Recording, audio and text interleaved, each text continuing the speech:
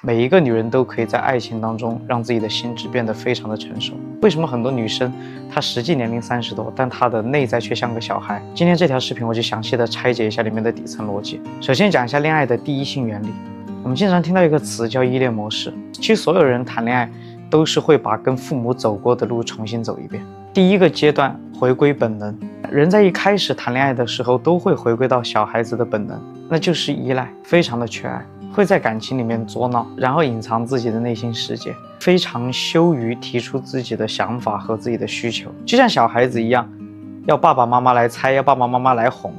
来感受到自己被重视，从而满足自我的心理。因为缺少了自己满足自己需求的力量，就会不断的把自己的需求、把自己的情绪投射到别人身上。但现实是，你的男朋友不是你的爸爸妈妈，他不会因为你作你闹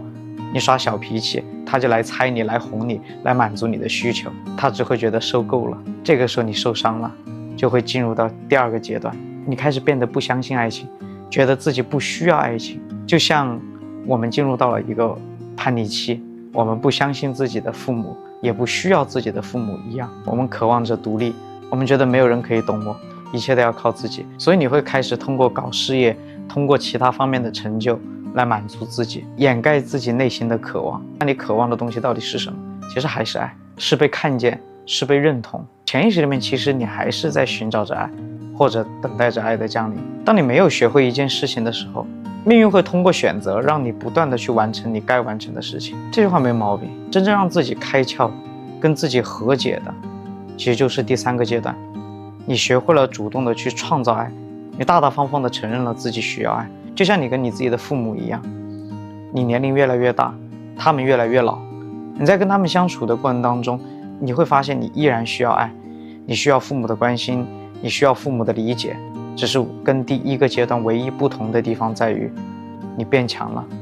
你对他们没有了那么高的期待，你学会了主动给他们去创造和贡献。同样的，在恋爱当中能够开窍，其实就是你经历了前面2个阶段之后，你意识到你自己已经成人了，你大大方方的承认了你是需要爱的。但跟第一个阶段不同的地方在于，你不是依赖别人给予你多少，而是你把恋爱当成了一份贡献和创造的事业来做。你需要，但你没有更高的期待，你要，你自己会有主观的能动性去创造。你看见了这个男人身上的弱，你破除了自己投射出的期待，去接纳了对方身上的不完美。当你学会了去接纳、去包容、去共存，我觉得这是一个非常好的爱的心智模型。